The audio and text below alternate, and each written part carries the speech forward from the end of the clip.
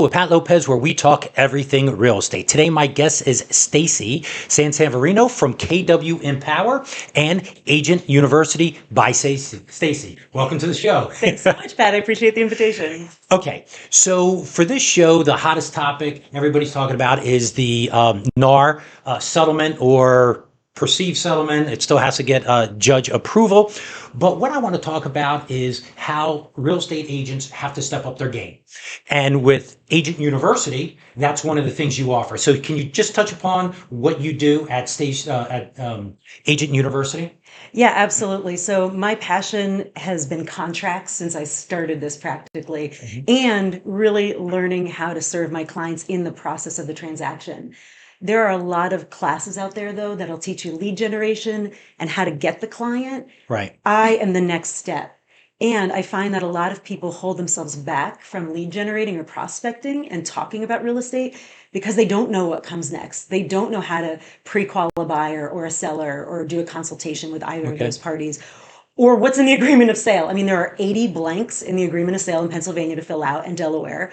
And there's at least 20 dates and deadlines. So if agents don't know what comes next, they're going to hold themselves back. And that's where I come in. I help people build the competence in the work that they're going to have to do with their clients so that they have the confidence to go out there and get the business. And now, like you said, is more important now than ever. Okay, so one of the big changes or proposed changes, because once again, everything has to be finalized by the judge, and there could be some changes, but one of the big things is before you're able to show a buyer a home, you need to sign your buyer agency contract. So I've spoken to many realtors that they're saying, well, why would somebody sign that buyer agency contract when I just met them? So my first question to you is, can you do a buyer agency contract for a specific property? Yeah, absolutely. And I do want to clarify, though, I don't believe you have to have it in order to show the property. If you want to get paid, you have to have it. So I do believe, so I always look at buyers like this. There are internet or cold buyer lead sources that you have, and then you have referred buyers. The referred buyers already know you have inherent worth. So when you invite them to a consultation, it's really easy for them to say, yeah, I'll do a 60-minute Zoom buyer strategy session with you. And then you can demonstrate your value and what you're going to do for them in that consultation. With the Zillow buyers or the buyers that are coming through the internet cold sources, I anticipate buyers will still show properties and they may do impromptu buyer consultations on the spot. And they should really go to those properties. If they're going to take a chance and go to those properties, know what the commission being offered is, because there's a difference between a guarantee of commission, which is what we have now in the multiple listing service, versus an offer of commission, which will be what we have in the future if everything goes as planned according to the settlement. So a seller may offer or guarantee 2.5%, let's say now. In the future, it won't be published in the multiple listing service, and they're offering 2.5 for an acceptable contract. So we will have to negotiate that when we make the offer. So can you imagine how awkward it will be to not have pre-negotiated your payment with that buyer until you go to make that offer? Because let's say the $300,000 seller is offering $500. Right. Now you have to get the buyer to agree to submit your offer on that house with 2.5%. When they could be paying, you could get $500 for that. So like you want to divorce your services from the houses that your clients buy. So you do that upfront, showing them the value, and then you get them under contract. Okay. So with that buyer agency, and once again, going back to what I was trying to get to, and thank you for clarifying what you said, but if I meet somebody and I want to show them that property and I want a guarantee that if they like it, I get paid, I have to sign that buyer agency, correct? Yes. Okay, great. And I could do it for a specific property. Mm-hmm.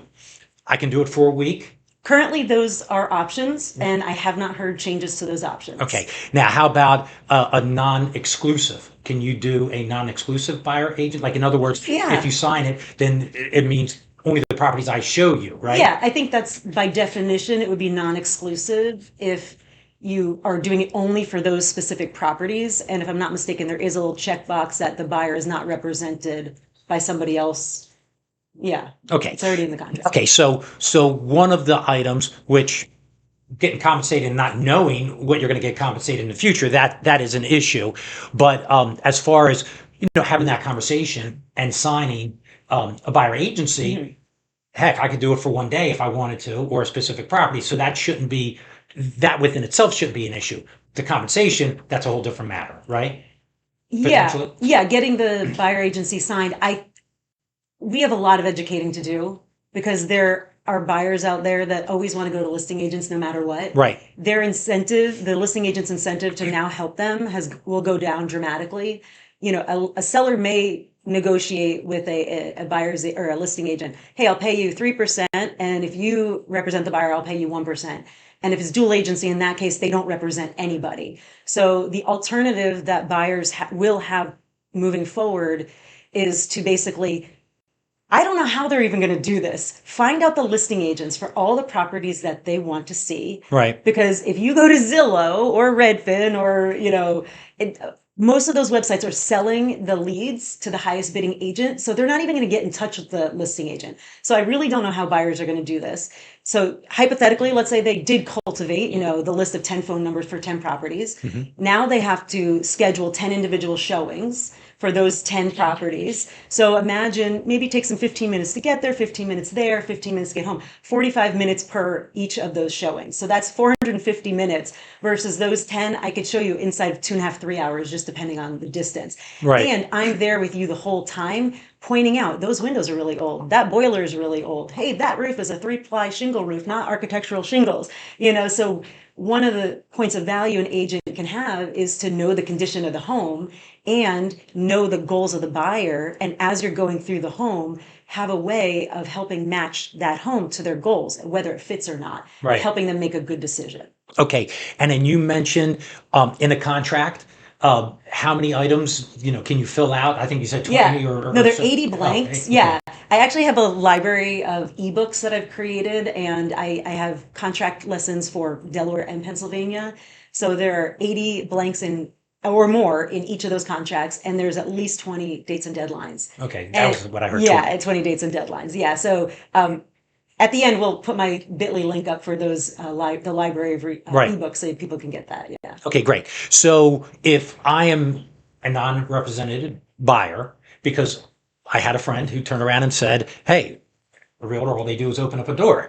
Well, that may be one of the things they do, but how do they know? And what are some of the most common things like escalation clauses, appraisal gaps, Yeah. things like that? Can you talk about those kind of things? And then the deadlines that you mentioned, Yeah. like how quickly you have to apply for a loan, how quickly you have to do a home inspection and so on. Can you elaborate on some of that kind of stuff? Sure. I mean, honestly, there's a wide array of skill in our industry as it is. So there are a lot of agents that don't even know this stuff right now. So Right. they need to learn this stuff. So obviously a price escalation addendum enables a buyer to hedge their bets. They can offer what they want to offer and then escalate their offer over, the highest offer up to a maximum. Right. And as an agent, I can also calculate, they could actually change their down payment and ensure an appraisal gap, basically without coming to the table with more cash.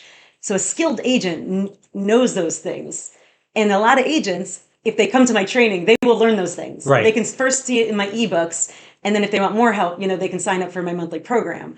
But a consumer, if agents don't even know, a consumer is certainly not going to know. So in our consultations, we're going to have to explain to them and show them during the consultation things that could come up and things that we're going to help them with. Right. And that's what really boggles the mind when it comes to, somebody turns around and says, hey, and I'm not promoting realtors because there's some good realtors and there's some bad realtors, just like there's bad doctors and bad police and bad loan officers. There's good and bad in every industry, up to a certain percentage, right? But I just don't see how a buyer can really navigate, this by themselves, because ultimately the listing agent, they're looking out for their client and they're trying to get the best deal for their client. Yeah. Right. Yeah. So if I'm going directly to that listing agent, would I go to a judge and have one attorney go both sides? Right. I mean, it just doesn't ultimately make sense Yeah. to me. Right. Yeah. So I mean, I think really that's an issue, and it's the education that one thing agents did a poor job of, especially buyer's agents, was just not articulate their value, right? Yeah, I mean, and the way the commission and the industry has been set up for a long time is that the sales price pays both commissions. And so basically, the buyers have always been paying the commissions. Nobody talked about it like that. So now we need to educate both buyers and sellers that, the way the industry has historically worked is the buyers are paying both sides of the commission because they pay through the sales price. And that allows them to finance it over 30 years, which could scare some people. So you might not want to add the 30 years. Right. And then, it's the sellers who've historically decided how much. So now, because we're divorcing we're decoupling, the buyer's agent commission from the listing agent commission. And I've been decoupling that for years now. I will say to a seller, hey, my commission is X, and I will tell you what other sellers are offering, and you can decide where you want to be. And I've had multiple sellers still say, a typical higher number. Like Right. They don't always choose the lower number. So, so I have basically decoupled them. And then now I'm still going to talk to them as, like basically the value of you paying, especially if you have a VA buyer potentially, and a VA buyer can afford any price point. So this could be for any price point. But specifically for those, lower price point buyers who already need a seller assist. These two groups of people are the ones that are going to be the most affected, right? Because if they already need a seller assist for their closing costs and they've depleted their bank account, they can't pay out of pocket for an agent to represent them. And like you said, how do they know they're really going to get a good deal? So easily our compensation could be covered by the value we bring to the table as far as negotiating goes.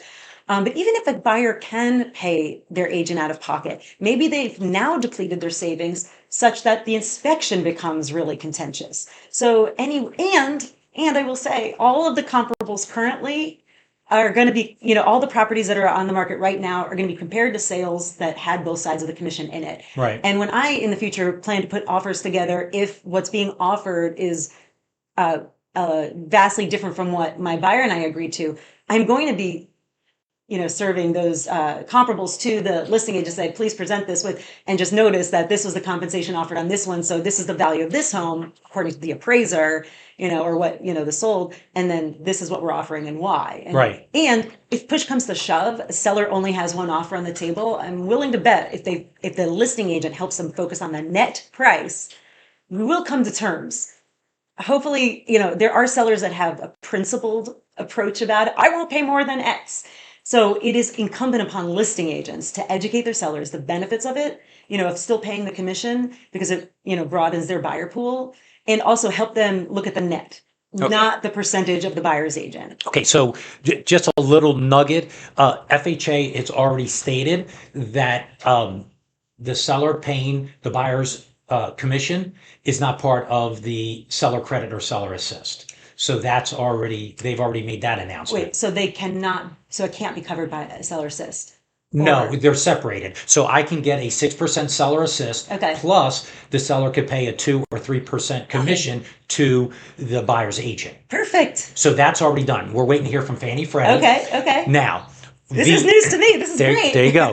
VA, they're really working on VA because the buyer cannot pay a commission. So if the seller doesn't pay that commission, then the VA person is, what's the buyer agent going to do? Work for nothing, and nobody does that. Yeah. So that's an issue. But I would bet $1 million that will change very quickly because the whole point is to help the veterans. But FHA already came out with that announcement. Perfect. So we're looking for a conventional loan is when you put 5% down or less, it's a 3% seller credit or seller assist. If they put 5% down or more. No, if it's 10%, if it's 5%, or put it this way, if it's less than 10% down, it's a 3% max. If you put 10% down, assist for closing costs. Correct. It's 6%, and if you put more than 25%, it's 9% right now. Right now. So, but I'm thinking that they'll follow suit the way FHA did. That's saying, hey, if somebody's putting 5% down, you can ask for a 3%, seller assist, and the seller can pay the buyer's agent's commission and not be part of that 3%. Yeah, and I'm just thinking for the conventional loan putting 25% down, are they going to get a benefit for putting 25% versus 20 because they could easily then just pay the cash to their agent as opposed to putting more down? So they will get a benefit. Yeah, of an interest rate. there's low level pricing adjustments, Okay. and if you put 25% Yeah. down, you will get it. Yeah. But I mean, most people don't. But that is a strategy Yeah. where people have done where they put the 25% down and then have the seller pay all the Yeah. closing cost, so it minimizes and they get a better interest Yeah. rate and that kind of thing. But anyway, so Yeah. that was one positive that we heard. Now also in the suit, it doesn't prohibit a buyer from a buyer's agent from when they're putting the offer in requesting a commission at that point. We're supposed to negotiate it with the offer now. Right. Yeah. Okay. Yeah. So it used to be, at least in Pennsylvania, that you could not negotiate the commission with the offer. You had to do it in advance of the offer. And I don't know if you've ever, well, you probably haven't because you're not an agent. No, I but if you've ever had a for sale by owner sign a commission agreement that was different than what they wanted to pay in advance of getting an offer, I've never been able to do it. Right. It's like nearly impossible. They're like, I want to see the offer. It's like, great. Now we get to put the commission and the offer together and look at the net. Right. And I think I'm so excited that we just talked today because the whole news about the seller's assist for the commission is great news. Definitely, like you said, for the conventional, the Fannie Mae and the VA, that's really going to be That's important. a work in progress. Yeah, that's going to be really critical because that reduces the number of people this is negatively going to financially affect. We as agents, though, still need to follow a consultative process. Right. And that includes, I use an intake form. So I mostly work on referrals. So I send them an intake form that gathers a couple key pieces of information. I mean, it's 2 pages, but the critical information that I need to prepare in advance for that consultation are their assets for the purchase. So I want to know how much do you have for the down payment and closing costs. How much you intend to put down entirely. If you have money for moving costs, I don't want to know that. Right. Okay. And the maximum monthly you want to pay on your mortgage payment and just a little bit about where you want to be. So, I have 20,000. I, want to pay, 1,800 a month and I want a 2-bedroom house in this neighborhood. So great. So I do my search in the multiple listing service and then I pick the highest price point with the, highest blend of taxes and price point that I think they can afford. And based on, what the commission is published now, I will be able to see if they'll need to contribute towards my minimum. Right. Or in the future to establish that baseline in advance of the consultation, I will reach out to a couple agents and say, what are you offering? What are you offering? What are you offering? And so then I will be able to include that in my estimate. So for example, this past week, I had my first buyer consult where I had to discuss the NAR settlement that's proposed. And I had the closing cost estimate. I had included $2,000 and $2,500 for additional commission because that's basically where his price point was yielding. And so I went over line by line and said the commission. I was like, we will go over that in a minute because that's going to be a longer conversation. Right. And then, so now he knows everything that it's going to cost. How does that look bottom line out of pocket? Yeah, that's great. How does that monthly payment look? Yeah, that's great. So now I've got an agreement that he can afford to pay the commission to meet my minimum. And then in my buyer consultation process, in addition to reviewing his timeline, his goals, motivation, where he wants to be, financial scenarios, I'm always going to ask at the bottom, what would it take to make this a great experience for you such that I earn all your referrals and a 5-star Google and Zillow review. Right. And so usually they'll say, help me find the right house, handhold, don't pressure me, negotiate paperwork, whatever they say. So throughout my consultation, I'm weaving in stories about how I can do that for them without directly addressing those things. So by the time we get to the end, I say, okay, great. These were the things that you said you wanted. Do you want to add anything? Right. How do you think do you think we're a good fit? Yes. Okay, great. Well, in order to go see houses, we've got 2 things we need to do. Number 1, we need to get you pre-approved with a lender so that we only show you houses that you can afford. And number 2, we need to sign the state mandated agency paperwork that puts me to work for you. Right. Essentially putting your interests and needs I'm the fiduciary, puts your interests and needs above anybody else, even mine, in the transaction. Ready to go? Okay, great. All right, let's get back to the commission. Right. And then I say, this is like totally new and I'm working out my language for this. Hey, have you heard about the National Association of Realtor lawsuit? And you always want to use the full names of things because people don't necessarily know what NAR or MLS is.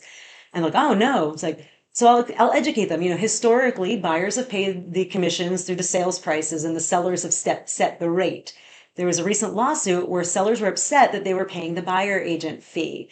And so what we're going to do is, we have a minimum fee that, I work for, and I will either A, make sure that we only look at homes that, can cover that, or, if you're willing to make up the difference and I showed you how you could, Right. Then we can go from there. So it's going to take more education and, script writing to Right, exactly. nail it down and see how people receive it. Because I think it's confusing. It can get really confusing. Right. Yeah. Okay. So right now, you can put your offer in and you can ask for a commission. So let's say you're asking for a 3% commission, 2.5%, whatever the number is. And then let's say the seller comes back to you and say, you know what, I'm not going to pay you 3, I'll pay you 2. And if that's where it ends up being, and you spoke to your buyer saying, hey, I work at 3%, then in turn, that 1%, the buyer would make up that difference. Or we increase the offer by the net difference. Right, to get that without question. Yeah, right, yeah. right. Ultimately, how does the buyer want to pay for it? In cash exactly, or finance? Exactly. So ultimately, the number will come. And then also with the change is whatever you put down. If you say I get 2.5%, if the seller is willing to pay 3%, you can't get 3%. You get the 2.5. The other 0.5% can go as a seller credit or whatever to the buyer. So that's etched as far as the way it looks like right now. But but there's really no difference, because if I'm looking for a house for 300,000, right? Yeah. And I put an offer in, you're my agent, you're putting the offer in for me. And you come back to me and you say, hey, there's multiple offers. They're asking, the final invest. Do you want to come at 310 or 320? Yeah. Well, there's no difference with this commission or, I get the house because I may say, no, all I could do is the 300,000 and that's it. Right. So ultimately, what you said is 100% correct. The buyers always paid the commissions because they're the ones who went to the bank, got the loan, gave it to the seller, so the seller, exactly could divvy up the money, right? Yeah. Okay, so I'm just thinking to myself, I'm not crazy here, right? It's no matter what, you don't always win a deal, right? Correct. Somebody else could outbid you, right? Yeah, absolutely. So ultimately that's really not a difference, or for whatever reason the seller says I'm not paying anything, right? Well, at that point you're going to go back and say, hey, this $5,000, $10,000, whatever the number is. If you really love this house, the seller is dead set. They're not paying anything. Do you want to make up that difference? Or once again, what you said, hey, let's offer 310 and see if I can, chisel some money out. Yeah. That kind of thing, right? Yeah. So it's just negotiation. Yeah. So, it's easy to see why we've all been running around with like chickens with our heads cut off, because it's all so new and it's going to change the industry for sure. Really what it does is it benefits those buyer's agents who've always had a consultative process, because now you just have to insert this additional conversation. You've been demonstrating your worth this whole time, for your whole career perhaps. And we just need to speak confidently and, matter of fact about it. Right. We just had to keep the emotion out of it and just say, hey, this is how it's always been. These are the changes. We're going to work. It's not that what I get paid changes so much as the mechanics of how I get paid. Correct. Right. And then also, if I'm a listing agent, 70%, 75%, whatever the statistics are, of sellers are buyers. I know. So, and if I'm selling a house for $300,000 and I'm buying a $600,000 house, well, if I'm not playing ball up to an extent, it's costing me more money. Yes. So that's the craziness of the whole thing. Exactly. Were the sellers in this lawsuit not also buyers? Exactly. Were they not also buyers? Yeah. This is an industry unlike any other. Like, it makes sense that if I have a lawsuit against somebody, of course our representation is going to be different. Most people don't need to go to court. Right. Most people, so far as I know, do need housing. Not everybody is an owner and not every seller is a buyer, but most are. And when we are financing the representation, the professional fees and the closing costs with the life of the loan. Right. It's just the way we make it work in modern day. Right. Okay. So the keys from what I'm hearing here is cream rises at the top. If you're good, you're talented, and you're willing to work hard, you're going to succeed. Yeah. So you need the tools. So understanding that contract, understanding the 80, spots where you can have fill in the blanks and the 20 things that you negotiate, and understanding acceleration clauses and understanding how to do a CMA and all this kind of stuff that you need to do. You need to be great at it because you need to show your buyer that you're worth it. And guess what? What happens if you save? Because another statistics, in between the time of the year, 30 to 40% of all listings have a price reduction. So how do you know if I'm a buyer, if I'm paying before that price reduction's coming in, and who's consulting me? Because if I go to you, you may save me $20,000 in the sale price potentially because you're saying, hey, this is crazy high. You know, don't even go there. Matter of fact, I have a client right now that is offering $25,000 less because the house has been on the market for 60 days, and they're saying, hey, their agent is saying, no, it's not worth that. Do you know what I mean? Like if you didn't have her, how would you know what a house is worth? Yeah, I mean, and another point, I'm literally negotiating right now a sewer inspection that's minimally going to be 10 grand, maximum 20 grand. I'm on the buy side. If you go directly to a listing agent, I almost think it's malpractice to suggest a buyer get a sewer line video. Most buyers don't even know about a sewer line video, and they certainly don't know about the insurance that you could get later. So the buyer is just not going to be protected. It's going to, was it the 80s, I think we went to buyer agency and higher protections for buyers. And now we're doing some sort of weird reversion. So it's important for us as agents to really demonstrate the value and show the value so that we can get paid for the value that we're going to give to the buyer. Okay, great. So give a plug for Agent University by Stacy. So yeah, so I mean, I have a bunch of ebooks that are for free, so you can check out my content and everything like that in advance of checking out, my website, which basically I have 14 weeks of contracts, consults, everything in between, everything. Once you have somebody that potentially wants to work with you, to the closing table, I have content to teach you all about that. And it's online, virtual, supported by a weekly Zoom. And it's month to month, so if you're not doing the work, I don't want you to be paying the money. So, and then the other thing I'm doing CE credits. Go ahead. I am teaching continuing education this year, and I'm really excited about it because I love learning. And I don't know about you, but when I was in the dentist office as a kid, I always loved playing highlights in the magazine. You remember those type of book? So it's like we're going to be doing a scavenger hunt in the agreement of sale. So like with the timeline, but like, all right, what paragraph has this deadline? This obscure deadline that may come up once, but it's important to know because that might be the reason you keep a deal together. We're going to be talking about the money and the condition like never before. There are 4 obvious paragraphs, but there are about 10 or 12 paragraphs that actually discuss everything relating to that. So we're really going to dig deep. I'm also going to give people an overview of the exchange of documents throughout the transaction. There's so many documents that are being passed back and forth, and I'm going to basically give you a clear roadmap to that exchange of documents. So it's going to be super fun. We're going to do an agreement of sale hypothetical, and there's going to be quizzes throughout just to test your knowledge, see what you came in thinking. And then when you leave, we're going to see, how your thoughts change on how to be a better agent, for the consumer and for your client. Okay, and then how do they find your class? Oh yeah, okay. So so I'm teaching it through Janet Benstock Real Estate Academy, but I have a landing page that'll lead you there. So it's a bit.ly link, and it's a bit.ly/, and then it's best PACE ever 2024. There you go, best ever. Best PACE ever 2024. Okay, well, thanks. It's May 3rd and May 21st. Okay, I'm sorry. 7 hours, Great. Yeah. Okay, well, thank you for being on the show. Thanks for sharing. Thank you so much, Pat. I really thought what you bring to the table with Agent University is super, super important today for agents, because once again, there's going to be a lot of agents that fall out of business because they're not professional. I mean, super professional.